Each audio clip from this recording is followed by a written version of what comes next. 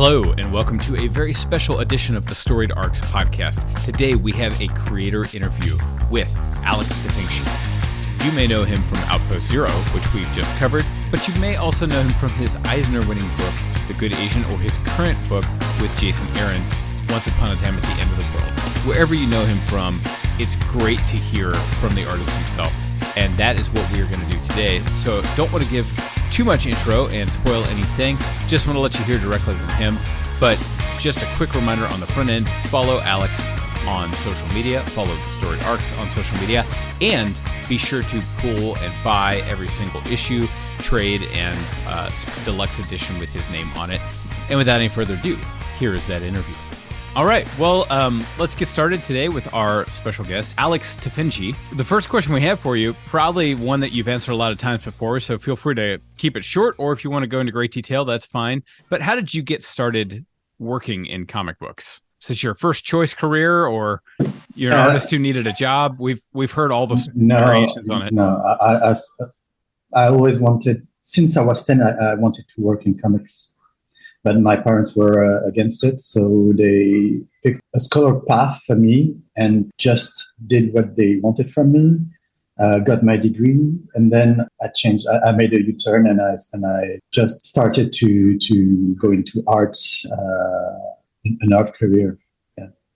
So I started first. I started in a 3D school, so I was modeling characters for video games, and from that. Because we were also making short movies, and we were in a group of in a team of 3 people, and amongst the 3 people, I was the one taking care of the storyboard and the storytelling part of the movie.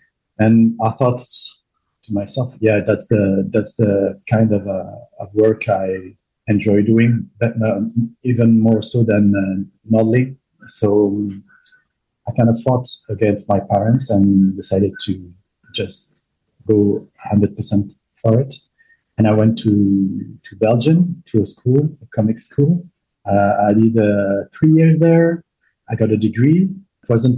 Some part of it was great, and some parts were disconnected from the comics industry reality, because it was sometimes so abstract and not connected to what was the reality of the authors, that I had to find a way to get connected to that. So I got a friend in Belgium that was working in the industry, and he opened his workshop to me, and I started working full time like this in comics, and I started to publish my first work in 2007. From that,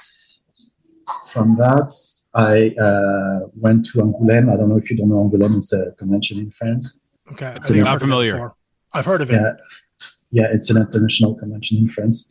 So I went there and showed my work to the publishers.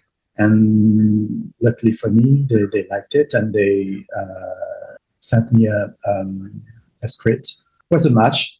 So we started working together. And this relationship, working relationships, lasted almost 10 years. After that, I wanted something different. I wanted some like a different format, a different style of narration. And I was always a fan of American comics. So I thought, yeah, that would be great to work in comics for the US. So I did like I did for France. I went to a convention in the US. I went to New York Comic Con. Sure, it's a big one. With my portfolio. Unfortunately, I couldn't get an appointment, something to show my work. So I was a bit disappointed, but I thought, yeah, that's the first time in the US. So I'm going to just be the tourist and get to the convention and get around New York City.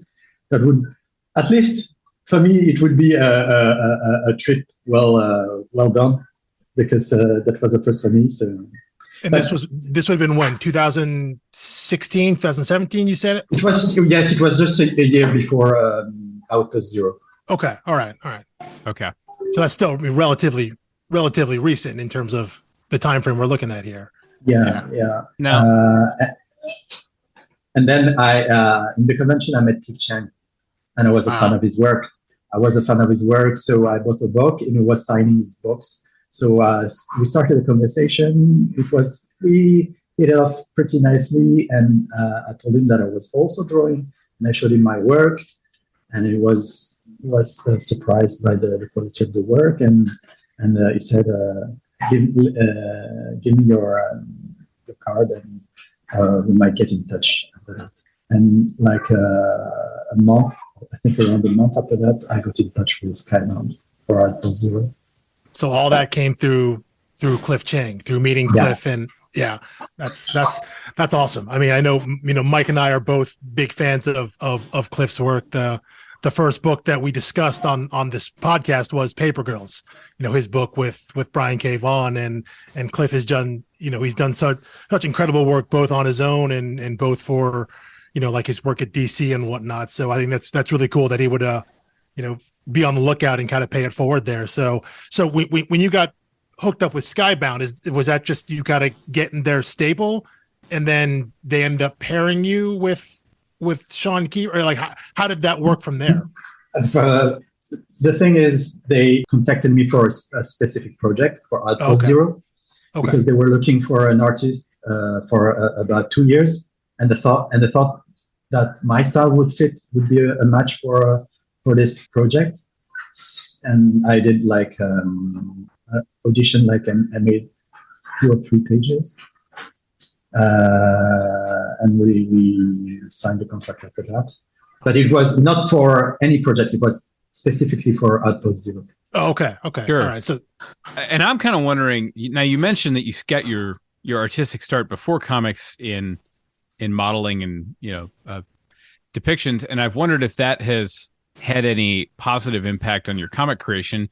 In particular, I was thinking of this panel on Once Upon a Time at the End of the World, where we see a really beautiful, basically, character bio, and from the first issue of Outpost Zero, your characters seem fully developed and 3-dimensional. Sometimes when you read books, and it seems like the characters' looks kind of change and evolve as the story unpacks, whereas yours seem like right out of the gate you know who these people are, what they look like from every angle, and what each emotion looks like as it hits their face. Do you think that's modeling background, or you think that's just your attention to detail? I think it's part of the modeling background, and also I like animations, and when they start a project, they always do like a turnaround of the characters, face profile, 3/4, something like that. And for me, I need to have that in mind. So have that with me when I start the character design. So I have all the angles, and I can go back to what I drew before, and have the design for each pages. So I'm trying to get a continuity in the style. Now, we meant to send you this list of questions in advance. So, but you've already mentioned some, but you said you were reading comics at age 10. What were you reading? Who was it that you saw their work, you read their work, and you thought, this is what I would like to do? The first comics I read, US comics I read, was Steampunk by Christopher Bacalo. Okay. And I was so in awe about these comics that I thought, wow, I would love to do something like that one day. But at that time, I was also into Marvel Comics, X-Men, Superman, more of a superheroes type of comics. And that was my start. But now I kind of drifted off this path. But that was my start. And when I saw the style, the narration, I thought, wow, that's really great. I really want to do something. Now, when you were, as you mentioned, you thought this is a career you wanted to go through, but your parents not so much. And so, as you were going down that other path, and before you started working in modeling and gaming and whatnot, were you still doing art, like on the side, like on your own? Was it something you were doing? I tried, Okay. but when I was drawing on the kitchen table, I was drawing on the kitchen table, like when I could. My father was coming around and saying, "You're wasting your time. You're not going to get anything out of this. So go back to your study." And I couldn't say no. So yeah. So just real on the down low when you could, trying to hide it if you could. Yeah, drawing on the back of my some of my class books. Sure. That seems like a classic origin. Yeah. It kind of leads into one of my next questions, which is, in two of your books, you've got a lot of teenage characters, and I don't know, is there some reason that you prefer drawing these kind of coming of age, teenager right on the cusp of adulthood, trying to figure out who they are, what they want to be? I mean, does that draw from your own experience, or are these just the assignments you've been given and you draw whatever's in front of you? I think it's not that I aim for a coming of age books, but I think my style and how I drew my characters gives a sense of maybe kindness and a bit innocent. And I can draw characters like that. So I think it's also part of why I can draw those teenage characters, because I try, even now as an adult, I try to keep that part of innocence, not to be too much cynical, because otherwise for me life would be even more difficult. So, sure. Yeah. So do you, sorry, Mike, do you think that was in your portfolio initially when you got a call from Skybound and you said that they assigned you to this book with Sean McKeever here? So clearly they were looking for, like, they had his idea, they had his characters. So was that something that was in your portfolio in terms of the kinds of drawings, maybe characters or references you had, that they were maybe not necessarily younger teenage characters, but maybe they had what you said, they had that kind of that innocence, that there's a kind of a positivity to these characters, in just the way that you draw people in general. Do you think that was in your work there? I think it was in my work, but before Outpost Zero, I hadn't drawn any teenage characters in my previous book. So I told you that I worked for 10 years for a publisher, Mm-hmm. and it was like my character were like middle-aged characters. Oh, okay. So that's pretty radically different from the stuff you've drawn in the U.S. market. Even with the Good Asian, I mean, those characters aren't what I'd call middle-aged. Edison and all of them were in their 20s, I guess, which is still youngish adulthood. So that was a big change for you coming in the U.S. in terms of the types of characters. But yet, it seems that your style, the way that you draw characters, the way you draw faces, it seems to flow very nicely. And I don't want to say you might get pigeonholed in that way, but it seems like that you have a real knack and talent for getting that across in those types of younger characters. I'm glad that you think that way, and if I have other stories that come my way about coming of age or teenagehood, I'd be glad to if it's good, I'd be glad to work on it. And but I don't want to be stuck in a genre or Sure. in some type of way, because I describe myself not as a comic book artist, but as a storyteller. So for me, it's not about per se the characters per se, but about the story and how it's told, and what kind of interpretation I can bring to the and quality I can bring to the table. So working on teenage characters or middle-aged characters, for me, as long as I can bring something authentic, something, even when it's cynical, because before Outpost Zero, I drew a story about a middle-aged man who had a friend of his committing suicide. He cheated on his wife. He made a kid with another woman. It was a middle-aged man who was lost in his life. The story touched me, and I thought, yeah, I could see myself drawing something like that. Like I saw myself drawing the teenage characters in Outpost Zero, or in The Good Asian. Or I really have to feel that I can like relate, get connected to the characters, and through my connection, give this connection to the readers. So with Outpost Zero leads into my next thought here, was that when you were making that, it wasn't about thinking of this as like a young adult book or anything. It wasn't thinking about a character, a story meant to be read by the readers who are the same age.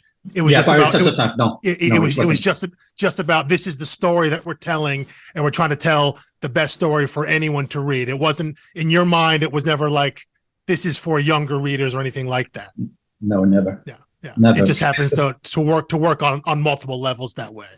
Yeah. For me, it was a story of friendship, of teenage characters going each in their own way when they grow up, and how it can be really different, and how also life is when you live in a small city. It was I never thought, I'm speaking to young adults here. No, yep. I'm speaking to everyone. Each time I'm picking a story, or I'm collaborating with someone, I'm looking to speak to everyone.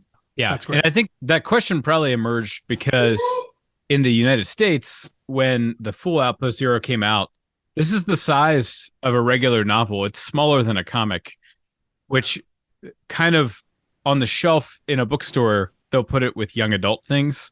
Yeah.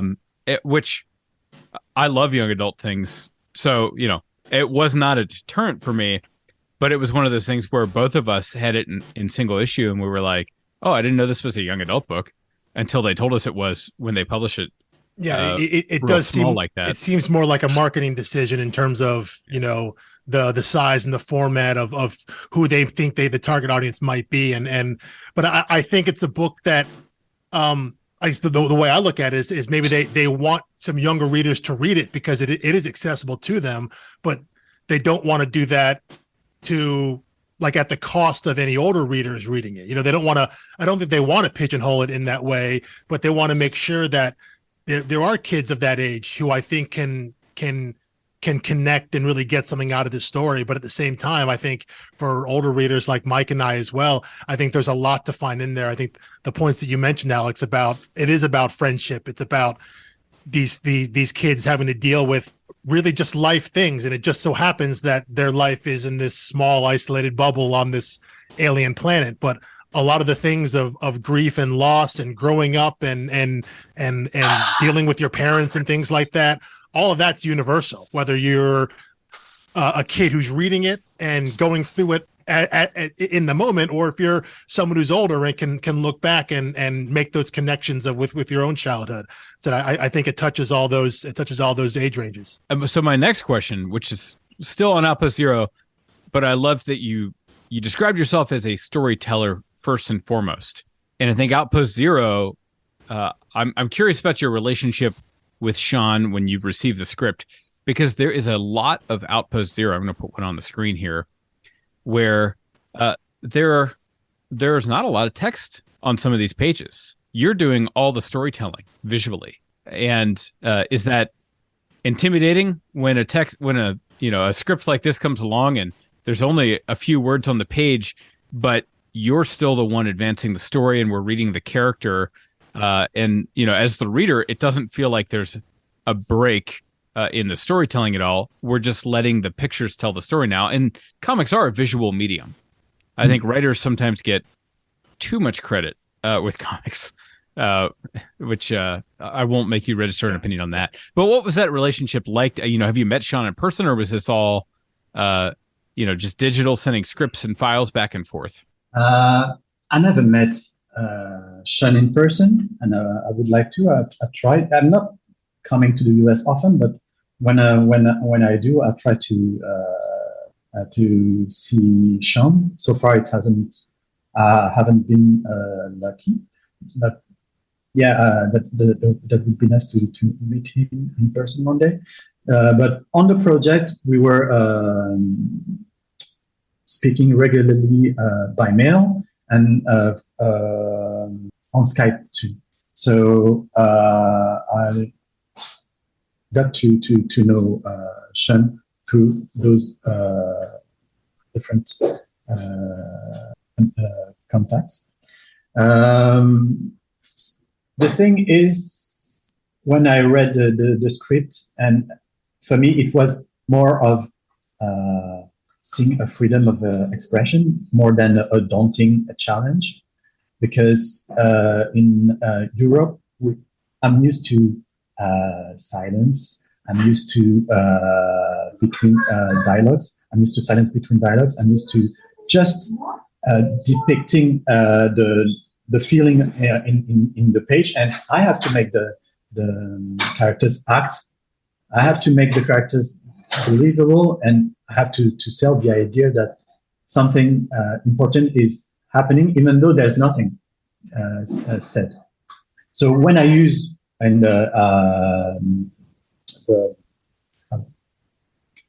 process of micro acting, because you showed up the page here, I was using micro acting, like dividing an action in small panels that are closely related.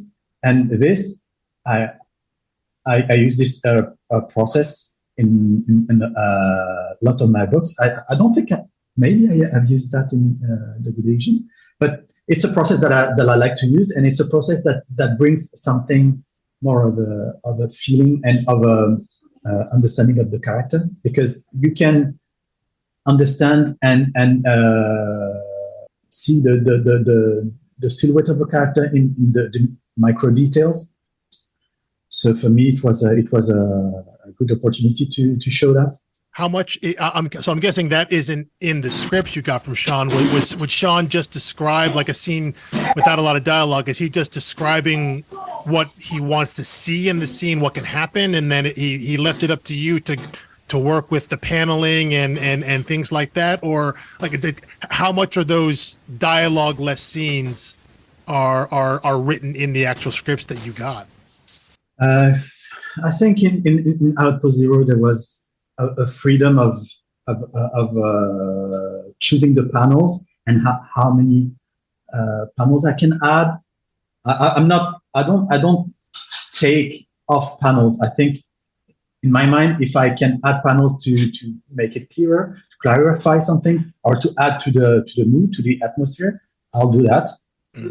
If I can make the shape of a character, the emotional shape of a character clearer, I'll go that way, and I'll use every trick I have in my sleeve to make that come across for the readers.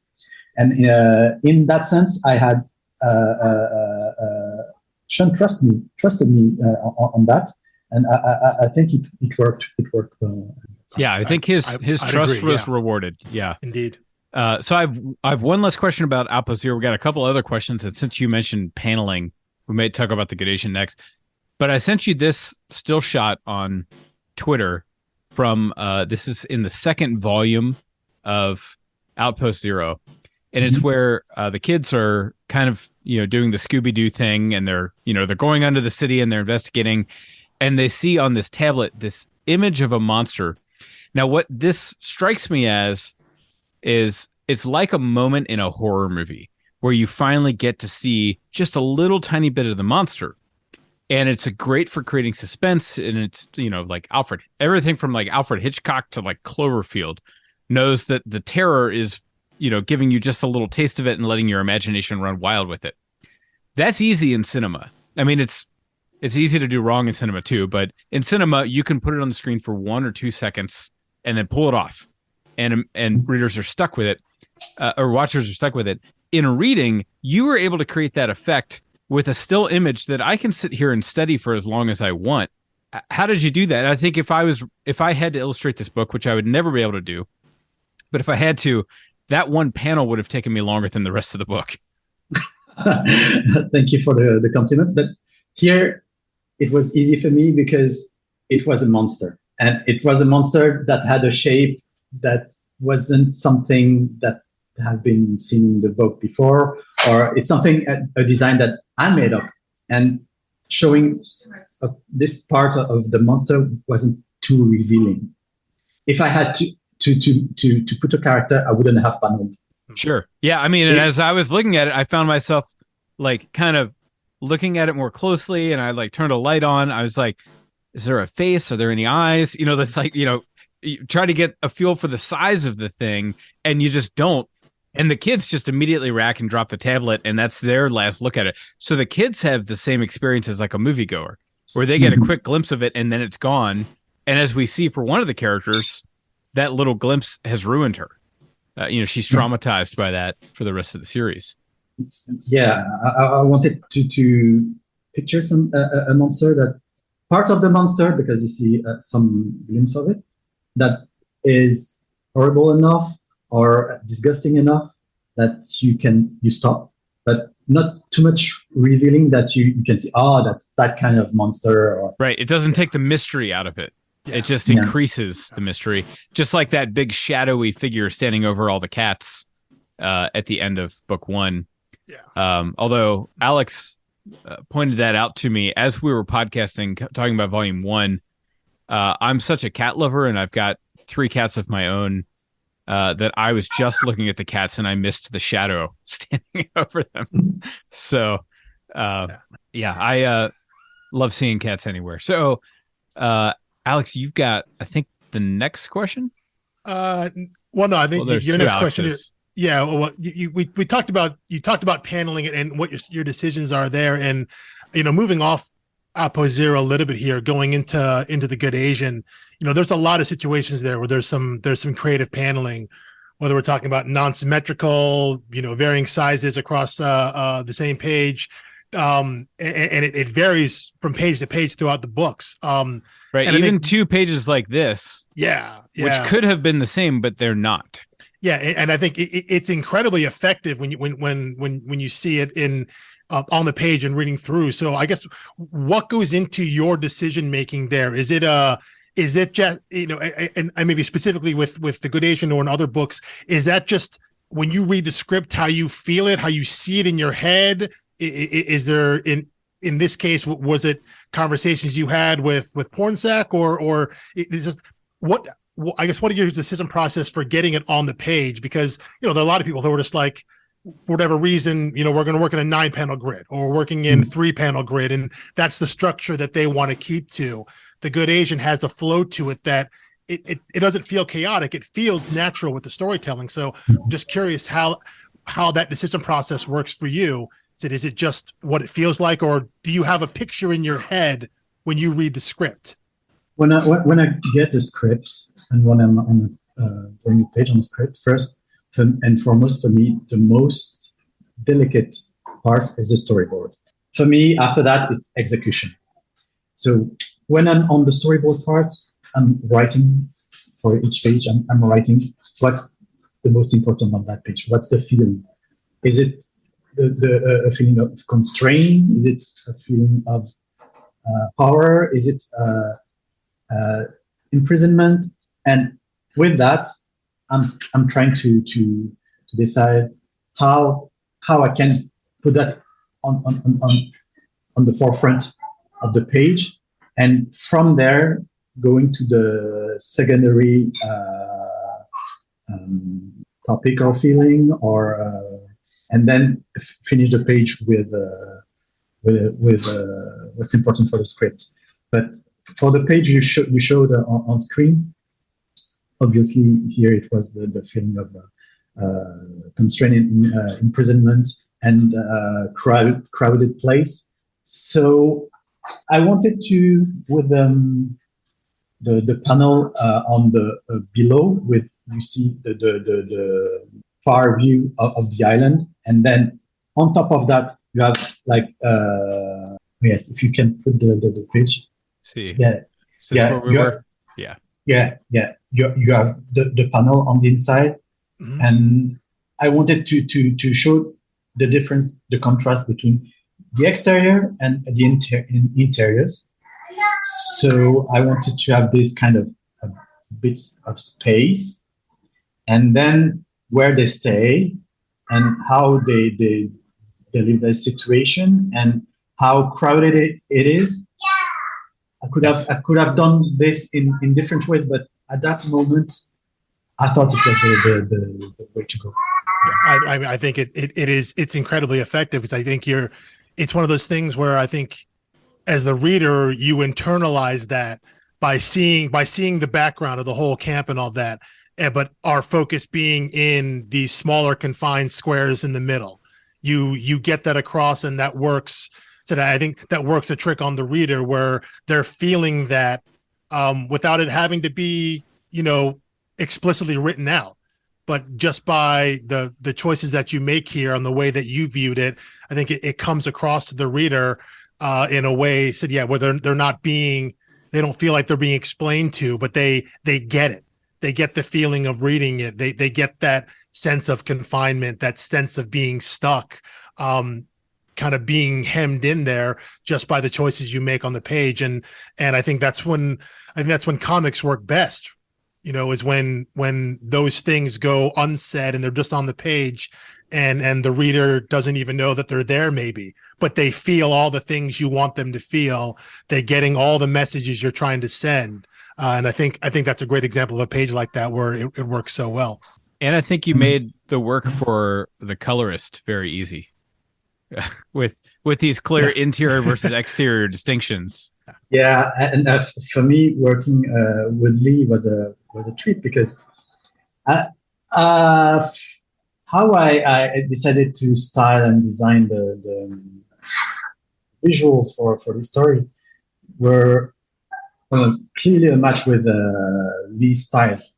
And I wanted something not too detailed, but something smart, where you can directly feel the atmosphere and the ambience with bold and contrasted color choices. And for that, Lee is a master. Yeah, he definitely is. He definitely is. We should say, by the way, congratulations to you and Pornsack Pinochet for the Eisner Award last year. Mm-hmm. The Good Asian, that was with the best limited series or story arc. Well deserved. I thought that book was absolutely incredible. Skipping to the head a little bit at the end when we talk about what's coming next, there was hints of a volume 2. Is there anything we can say? Is there more story coming down the line for our the listeners? Alex smiled a little bit when that came up. So for the Good Asian, we talked with Pornsack about not a sequel, but a different story with the characters. Sure. Another case, another kind of storyline, maybe. That'd be awesome. Yeah, it's and the collaboration, the team we had on the Good Asian was really great. So working with them for almost 2 years, you really have to get along, and it was perfect, and it was smooth. So that's great. That's great. Another book like that. I'd love to see it if that hits the previous catalog. I'm gonna pre-order that from my comic shop immediately. So I guess I do have kind of one. Sorry, Mike, you still good? I was just going to say that is the type of thing that our podcast really focuses on, not just independent comic books, but the creators. And co-host Alex and I love just imagining what these relationships must be like, the creative collaborations. And when we see two people who work together pair up again on a second book, I think we don't even read the description. We're like, we trust the two of them working together. And I think the Good Asian Team, any book that you all want to write together, we will purchase. Yeah. Thank you. That's great to hear. You guys also had a little short story in the DC Festival of Heroes, which was the focused on Asian American and Pacific Islander stories. You guys think was it a Blue Beetle story? I think you guys did. Was that or was it an Adam story? Was it Ryan Choi? Ryan Choi. Yeah, that's right. It was. Yeah, it was great there. So my last kind of process question goes in your most recent book, which is Once Upon a Time at the End of the World, the book that you're co-drawing, I guess, with Jason Aaron. And my question is, we alluded to it earlier that you have so far in kind of the American comic audience, you've had a propensity for drawing younger characters, teenage characters. That seems to work with Outpost Zero. And you were tasked with that again with Once Upon a Time. And Once Upon a Time is a unique story, and how Jason Aaron is telling it. He's telling it in three parts. So I'm for anyone listening out there who's not familiar with it, it's the story of these two kids, Mezzi and Maceo, and the first arc of the story was them meeting as teenagers, which is the part that you drew, Alex. And then there's I guess it comes later. Maybe they're like in their 20s or something. It's art drawn by Lila Del Duca, sorry. And then a third arc is at the end when they're much older adults, and that's Nick Dragata. So it's a cool way to tell and divide up these stories. And my question is, from a creative standpoint, were you only just given like your scripts for your early parts, or was it a collaboration between the three of you in terms of character design, or is it because the characters are so different in age, was it just each individual working separately? I'm just curious into like what was portrayed from the initial jump there from what Jason's idea was. How much of the story were you aware of, where these characters were going to go after they left your part of the story, and how much was it you guys a collaborative thing, or was it trying to silo each one of you so each book felt different? This project is first original, and that's the first for me. So I'm not in touch or overseeing anything on the two last arcs. Okay. I just took care of my arc. So for my arc, I worked with Sierra Han and Jason to create the concept and the character design, and that's the base of the story. And the other artists, they built on that, and they brought their own vision from the beginning of the story and so on with the last arc. And I don't have anything to do about that. Okay. They do their own work, and I think that's good as it is. For me, I was glad to draw the first arc. If I had to picture myself during the second arc, I think I would have not. I could have done it, but Leila Del Duca is clearly better for that, because for me, I was more naturally at ease when drawing them in their teenagehood, with that kind of still. For myself, that kind of positivity.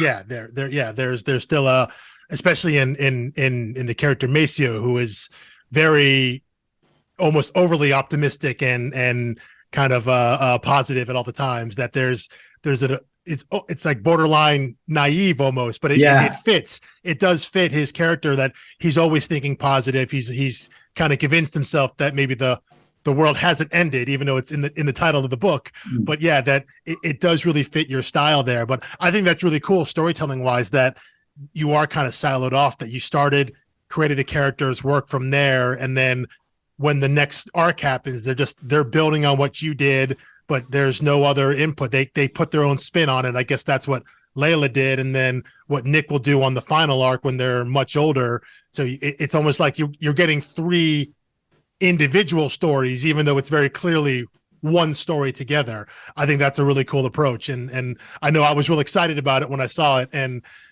saw your name attached to it. I was obviously going to be in, so I think that's really, really cool. It's different stages of life and different artists and that can bring something really unique to the story.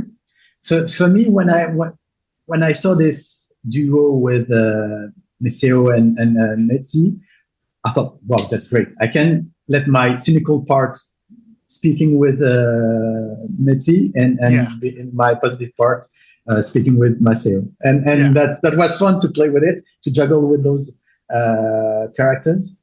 Yeah, and, seeming polar opposites, but yet they come together. Sure. Yeah, that's really great. I really had fun doing that. And you showed a page of the character design of the 2 characters. And for that page, it was we wanted something that could be like a toy that you could find in a store of the characters. Sure, like an action figure and an action figure. Yeah, that's great. That's great.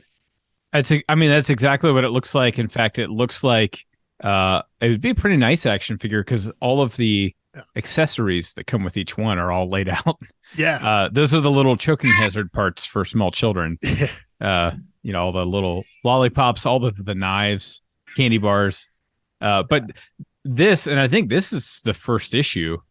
This is like everything that I would hope goes into the process in terms of how fully fleshed out the characters are, how we know all of the detail to look for every time we look at one of these characters. Well, I think also too that in that character page, like you understand something fundamental about each of those characters just by what they're surrounded with. Oh yeah, one of them is surrounded by knives, and the other one with candy. Exactly. And lollipops. Yeah, lollipops, candy, and all of that, and but also tools, like a tool belt. Yeah. Versus what Mezzi has, which is like a half dozen knives, a hatchet, and things like that.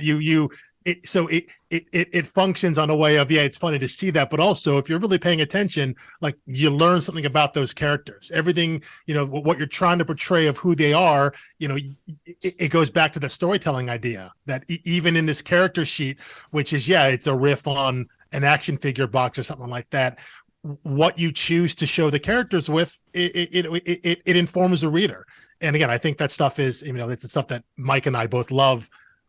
Whenever we see that stuff in the books and in comics, all that stuff is additive, and it's so cool when we you see that effort put in and on the page, because I don't know if it always gets acknowledged or appreciated, but that's what we're trying to do, trying to point that out and shine some light on that stuff as well.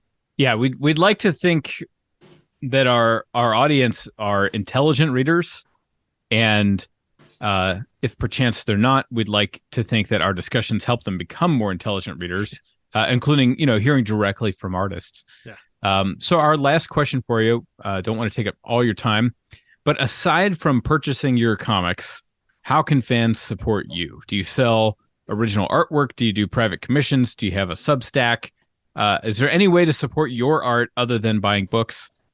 And I'll just let you go from there. I don't have any of those. Okay, so buy a lot of books is what you're saying. Yeah. And I'm currently writing a book. Writing a book. Okay. Yes, I'm writing a book. Okay. I'm going to go around and pitch my story, and I hope it will get sold to a publisher. And if you want to support me, just buy the book I wrote.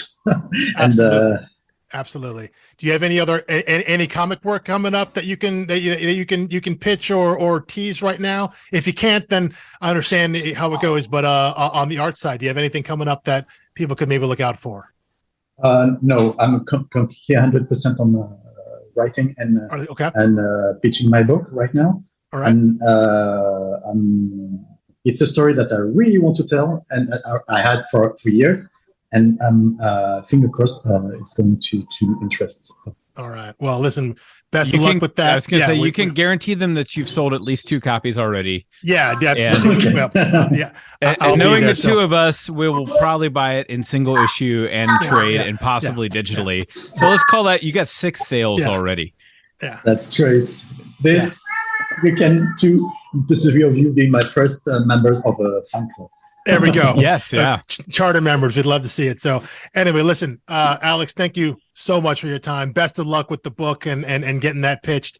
I think with your track record in the US now may not have the longest CV, but the work you've done, I think I have to think people know, you're a name to pay attention to, even with only a few books so far in the US market. But best of luck, and hope to see that book come out sometime soon.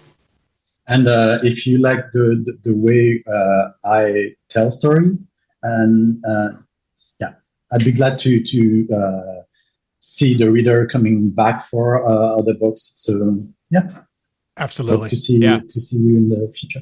Well, Indeed. we will keep an eye out for whatever is in the Good Asian universe, as well as whichever book has your name in very large letters on the front cover as writer, penciler. Perhaps even like a writer, like an all-in-one one-man creative team. Very exciting. Before coming to the US, I was doing everything, like the colors, the lettering, the drawing, except the writing.